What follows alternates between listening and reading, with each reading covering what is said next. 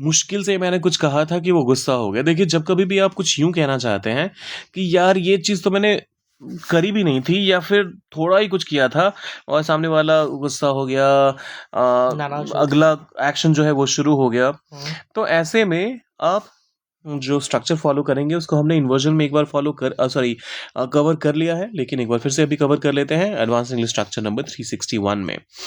क्या है वो स्ट्रक्चर? देखिए, इसमें आप सबसे पहले हार्डली का इस्तेमाल करते हैं, फिर आता है आपका हैड, और फिर सब्जेक्ट, फिर वर्ब का थर्ड फॉर्म या फिर पास्ट पार्टिसिपल,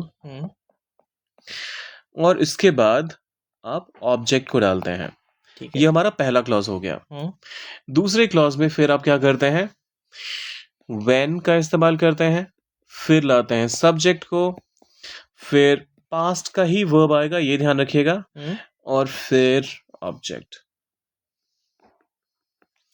एग्जाम्पल के लिए पहला स्टेटमेंट कहता है मुश्किल से ही मैंने कुछ कहा था कि वो गुस्सा हो गया। हार्डली हैड आई सेड कुछ, अब hardly had I said anything. आप चाहें तो बिल्कुल सही कह रहे थे, आप चाहें तो उसके बदले वर्ड का भी इस्तेमाल कर सकते हैं। Hardly had I said a word कि वो गुस्सा हो गया। When he got angry. Hardly had I said anything, he got angry. Hardly, Sorry, when he got angry. hardly had I said anything when he got angry. Hardly had I said a word when he got angry. मुश्किल से ही बारिश रुकी थी कि फिर से शुरू हो गई। Hardly had the rain stopped. ठीक है।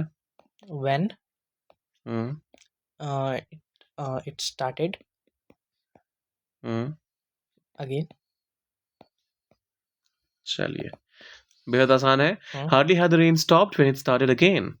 Hardly had the rain stopped when it started again. तीसरा एग्जाम्पल कहता है मुश्किल से वो बैठा था कि घंटी बज गई। Hardly had he sat down. Hardly had he sat down. बैठना, sit down. घंटी बज गई। When the bell rang. When the bell rang. Simple है ना? स्ट्रक्चर अगर याद रहेगा तो आप किसी भी सेंटेंस को ट्रांसलेट कर सकते हैं। अच्छा, सिट डाउन का आपने इस्तेमाल किया, तो अब इस सेंटेंस का मतलब बताइए जरा। We need to have a sit down. अब इसका क्या मतलब हुआ? रुकना चाहिए। नहीं तो देखिए, सिट डाउन का मतलब बैठकर किसी बारे में चर्चा करना भी होता है। अच्छा, तो यहाँ पर हम सिट डाउन का मतलब बैठने की बात नहीं कर रहे, अच्छा, हम चर्चा करने की बात कर रहे हैं। ओके। अब ये आखिरी वाला आपके लिए है। मुश्किल से ही मीटिंग शुरू हुई थी कि बिजली चली गई। अब इसे इंग्लिश में क्या कहेंगे? सोचिए और डालिए कमेंट सेक्शन में। जाने से पहले सब्सक्राइब, लाइक और शेयर कर दीजिएगा। मिलते हैं जल्दी।